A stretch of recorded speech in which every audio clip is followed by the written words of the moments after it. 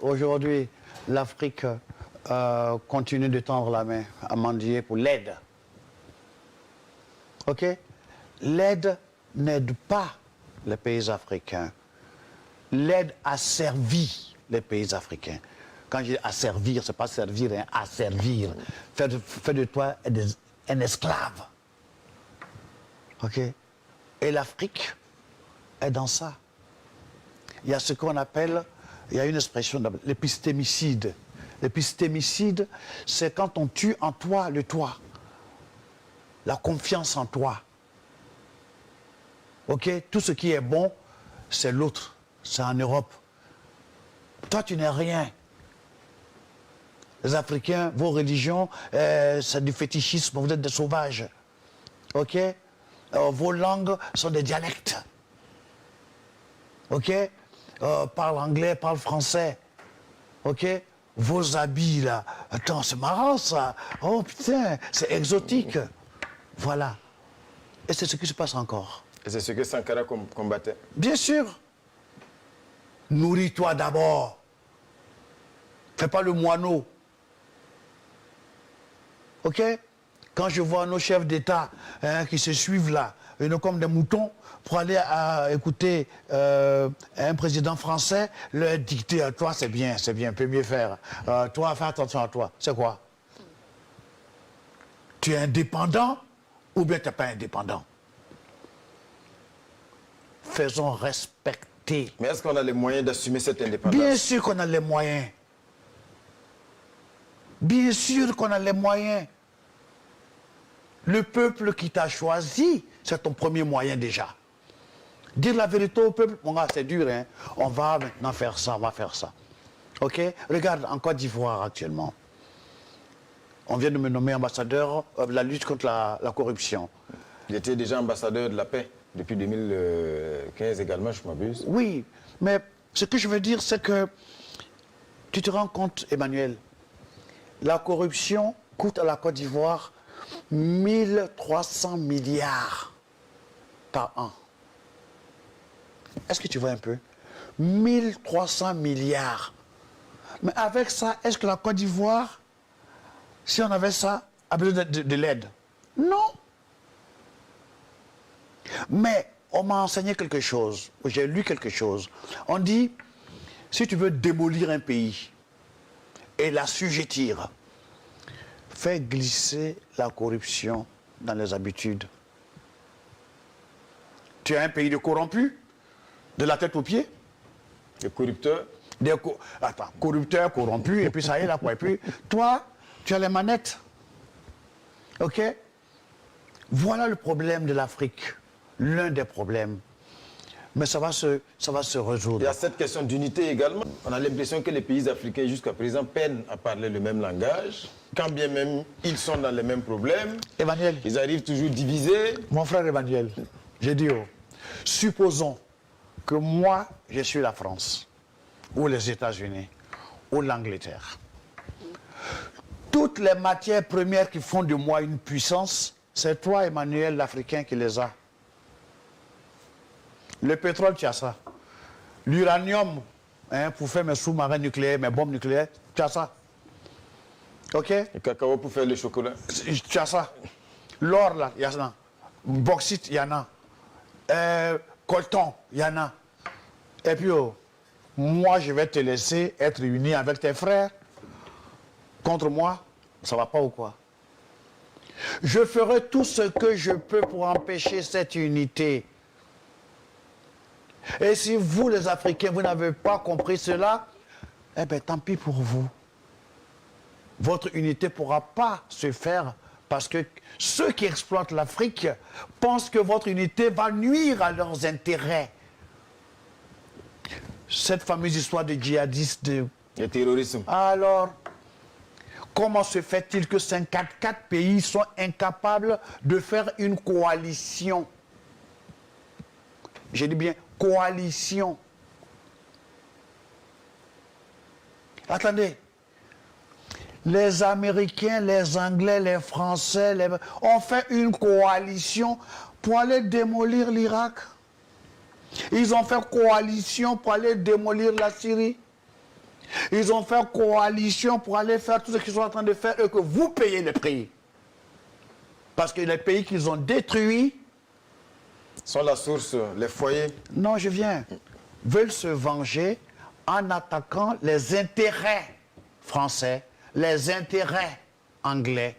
Donc le Burkina, le Mali, la Côte d'Ivoire, le Bénin, le Nigeria sont des intérêts de ceux qui sont allés détruire l'Irak, l'Afghanistan, la Syrie et la Libye. Quand tu as compris ça, tu as compris. Donc faites une coalition. Même si l'autre jour j'ai écouté M. Macky Sall, ok, ils avaient besoin de quelque chose pour nourrir les troupes, il a dû sortir 1 milliard. Que 54 pays africains sortent 1 milliard. Prenez des maquettes si vous voulez, armez les soldats, partez. Qu'est-ce que vous n'avez pas compris? Quelqu'un qui peut voir qu'il y a de l'eau sur Mars, qu'il y a de l'eau sur la Lune, il y a des satellites, il ne peut pas voir qu'il y a des djihadistes dans la savane arborée. Ou bien vous voulez qu'on fasse un dessin? Non. Aujourd'hui, c'est le problème que vit le Burkina. C'est vraiment un gros problème. Mais ce n'est pas fini. Parce que nos chefs protègent leurs petits fauteuils. Mais tous les fauteuils sont en danger. Parce que le peuple qui t'a donné le fauteuil, là, le djihadiste, il t'a dit qu'il cherche des soldats? Non. Les terroristes terrorisent. Donc, les civils, ils tuent. S'il y a des soldats aussi, ils tuent. Tu vois ce que je veux dire? C'est une guerre de vengeance. Quelqu'un a pris nos chômeurs, les a armés, et puis les venger moi. Vous êtes convaincu que c'est téléguidé? Bien sûr que c'est téléguidé. Attends. Bien sûr que c'est téléguidé, je te répète. C'est une guerre de vengeance. Ok? Elle est éclatée là. Ok? Tous les pays qui appartiennent aux pays européens, occidentaux, qui ont fait la coalition contre l'Irak, contre la Syrie, contre la Libye, contre l'Afghanistan, sont tous concernés. Parce que les gens veulent démolir, se venger comme ils peuvent de ceux qui ont démoli leur pays. Tu comprends ce que je veux dire? Voilà le problème. C'est pas Christian Kabouré seul ne peut pas.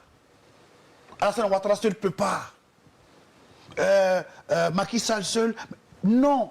Voilà pourquoi je parle d'une armée de l'Union africaine. Emmanuel, j'ai les boules contre l'Union africaine. Ok? Ils sont dans un fainéantisme criminel. D'abord, vos enfants vont se noyer par milliers. L'immigration? Mais la preuve est que vos politiques, ok, vous avez les matières premières qui nourrissent tout le monde entier, sauf vos enfants. Il y a un problème. Mais actuellement, quand vous prenez ne serait-ce que la sous-région, on a l'impression que chaque pays attend de son côté que le feu arrive. Parce que le terrorisme était au Mali, au Niger, ça a débordé au Burkina. Aujourd'hui, ça rentre un peu en Côte d'Ivoire, ça rentre un peu au Bénin, ça rentre un peu au Togo. Mais bon, jusqu'à présent, on a l'impression qu'il y a quand même un problème de solidarité. On a essayé de mettre en place le G5 Sahel, mais visiblement, ça ne marche pas. Je dis qu'il y a des traîtres au sein de l'Union africaine. Des traîtres qui ont vendu le continent. D'où doit venir le déclic? D'où doit venir la solution, selon vous? Le déclic doit venir des lucides qui ne sont pas encore embrigadés, corrompus et qui ont vendu l'Afrique en vendant leur âme. Ils s'en foutent là. Attendez, Emmanuel, tu trouves normal qu'on a tué 12 journalistes? Je ne suis pas d'accord avec ceux qui ont tué, hein. Je ne suis pas d'accord, ok? Mais qu'on a tué 12 journalistes de Charlie Hebdo en France et que nos chefs d'État se ramassent pour aller pleurer sur les Champs-Élysées. Et qu'au Burkina, il y a 54 qui sont tués. Au Mali, il y a des villages qui sont rasés. Et puis, aucun ne vient pleurer. Même dire Yako. Voilà. Il faut qu'on s'en débarrasse. Je ne dis pas de les chasser. Hein. Il faut qu'on les mette devant leurs responsabilités. Il faut que l'Union africaine fasse une armée. Je dis bien, mais attendez, Emmanuel, vous semblez désespéré. Pas du tout, mais je suis en colère. Je suis en colère parce que je connais leurs capacités. Un continent, nous sommes le plus grand continent, ok? Le plus riche. Comment on peut être les plus pauvres? Vous avez livré le pays aux voleurs parce que vous vous sentez redevable. Vous n'êtes pas redevable, monsieur le président africain. On parle toujours de ce que l'Europe vous a donné. Mais est-ce que vous avez parlé de ce que vous avez donné à l'Europe? Parlez aussi de ce que vous donnez à l'Europe, monsieur le président. Ce qu'ils prennent chez vous. Il faut en parler, n'ayez pas honte d'en parler. Il faut rompre les partenariats selon vous. Aujourd'hui, c'est la France. Il faut une coopération transparente et honnête, où on se respecte. Mais l'amitié entre le cheval et le cavalier, c'est une escroquerie. Il faut arrêter cela. Et ça, je répète encore, il faut, pour faire face à cette menace djihadiste, tous les pays sont concernés, même ceux qui sont dans leur zone confortable. Ça vient, ça viendra. Ok? On laisse le Burkina et le Mali patauger. Oui, mais ça va aller. Ça, c'est entre eux là-bas. C'est-à-dire que, ok, arrêtez ça. Ok?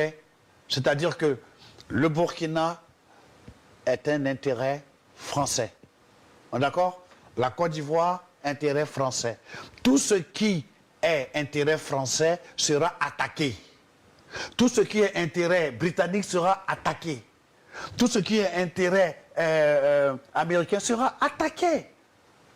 Vous voulez qu'on vous fasse un dessin ou quoi? Ok? Maintenant, je voudrais leur dire deux choses. Ayez un peu de dignité, mes frères. N'ayez plus peur, monsieur le président. N'ayez plus peur.